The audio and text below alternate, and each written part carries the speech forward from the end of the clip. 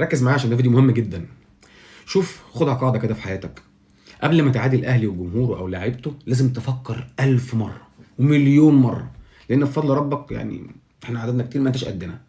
ومش بلطجه ولا لا، كرياضه كفنيا، هتقعد تتكلم في الفنيات بتاعت اللعيبه وتهاجم حد عندنا، مش هتعرف تسد معانا عشان نريحك. هنقفلها لك ضربه بمفتاح.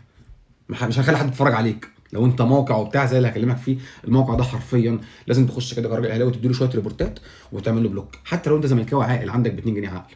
لان لما يكون المنتخب بيلعب بتاع بلدك وتشوف موقع طالع محايد، موقع كبير في البلد، موقع كبير جدا، يمكن كل عليه ملايين الملايين بتتابعه لانه واخد حقوق الدوري.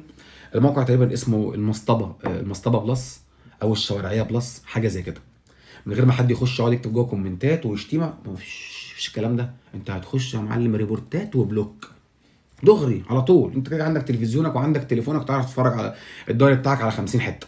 المهم، لما يطلع موقع زي كده يخبط في لعيب اهلاوي او حتى زملكاوي والمنتخب موجود، ما ده هيوقع اللعيب نفسيا. لو هو اللعيب ثقته مهزوزه في نفسه شويه، ما ده اثر على المنتخب. خصوصا بتكلم على لعيب اساسي او لعب النهارده اساسي، والناس بقى لها فتره بتطالب انه يلعب اساسي. شوف، نزل المصطبه بلس او الشوارعيه بلس، نزلوا البوست دوت بعد ماتش مصر وغانا على طول. فاكر الاول قبل ماتش مصر وموزمبيق قبل البطوله قلت لك انا ايه؟ المدرب اللي قاعد فتوح على الدكه ربنا دعيت عليه، قلت لك ان مفيش هو بني ادم عاقل، وانا راجل اهلاوي اهو، يبقى عنده في القائمه بتاعته لعيب بامكانيات احمد فتوح ويركنه دكه. القاره دي كلها يا ابني ما فيهاش حد قاعد احمد فتوح دكه الا علي معلول. دول افضل باكين في القاره، علي معلول واحمد فتوح. طب علي معلول ده راجل تونسي، يبقى خلاص بره منتخب مصر، يبقى احمد فتوح ما يقعدش لحد دكه. مفيش حد يقعد احمد فتوح دكه من الاخر.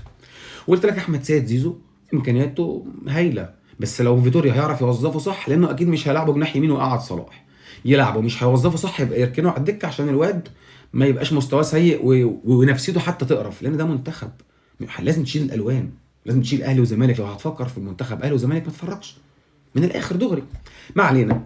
نزل الموقع المصطبه ولا الشوارعيه بلس دوت، نزل البوست دوت بعد الماتش على طول وبيقول لك ايه فوق: اداء مخيب من امام عاشور في بطوله كاس الامم الافريقيه، وان هو اكتر لعيب خسر الكوره في ماتش النهارده ب 13 مش عارف كوره ولا 12 كوره، 13 كوره زي ما انت شايف. طيب اولا غير ان ده هبد ونفاق وكذب، شوف الماتش اللي قبليه على طول ماتش مصر وموزمبيق. اولا احمد امام عاشور لعب 10 دقائق، وكل الفرق ما كانتش كويسه باستثناء مصطفى محمد رقم 1 والشناوي رقم 2. دول كانوا افضل 2 في المنتخب. مصطفى محمد ابن الزمالك، هو دلوقتي هنا اسمه ابن مصر، ما اسموش ابن الزمالك. في الفتره دي اسمه ابن مصر، فطبيعي ان احنا نديله حقه. وقلنا عليه المحترف الحقيقي، كل الناس قالت عليه كده. طيب احمد سيد زيزو في ماتش مصر وموزمبيق دوت خسر الكوره، اكتر لعيب خسر الكوره في منتخب مصر 19 مره. عمل 8 عرضيات، ال8 غلط. شاط 4 تصويبات، ال4 خارج، ال3 خشبات خارج المرمى. وعشان اعطي كل ذي حقا حقه بما يرضي الله، الاحصائيات دي انا خدتها من موقع الاهلي مباشر، لان احنا مش هنقعد على السقطه واللقطه. ولو هلاقي واحد زملكاوي يقول لي طب ما موقع الاهلي مباشر قاعد اهو على السقطه واللقطه، اولا ده موقع بيعلن انتمائه رسمي انه النادي الاهلي. تاني حاجه الموقع ده نزل الاحصائيه دي بعد ماتش مصر وغانا، بعد البوست دوت، بعد ما اتقال لك من موقع المصطبه بلس بيخبط في امام عاشور. فالموقع نزل بكل ادب قال لك ما احنا ارقام زيزو 1 2 3، ومع ذلك ما حدش اتكلم ولا انتوا اتكلمتوا، لان ده منتخب مصر. ما ينفعش تقعد تنتقد في لعيبه بالمنظر دوت وتقعد تقول انت اصل انت رخم. لو بننتقد في صلاح مقبوله ليه؟ لانه لا اهلي ولا زمالك. لو بتنتقد في النني مقبول، لو بتنتقد مصطفى محمد، عمر مرموش، اي محترف، ما حدش هيقول لك انت بتنتقد بانتمائك. لكن انت طالع تنتقد في لعيب النهارده. لا قبل ما اقول لك النهارده، نفس الموقع ده بص منزل بوست الموقع سوفا سكور بيقول لك ايه؟ ان الموقع ده ادى للنني اقل تقييم في لعيبه المنتخب. طب هل عزيز المصطبه بلس او الشوارعيه بلس، هل ما شفتش ان نفس الموقع ده منزل لامام عاشور تاني اعلى لاعب في التقييمات في منتخب مصر النهارده؟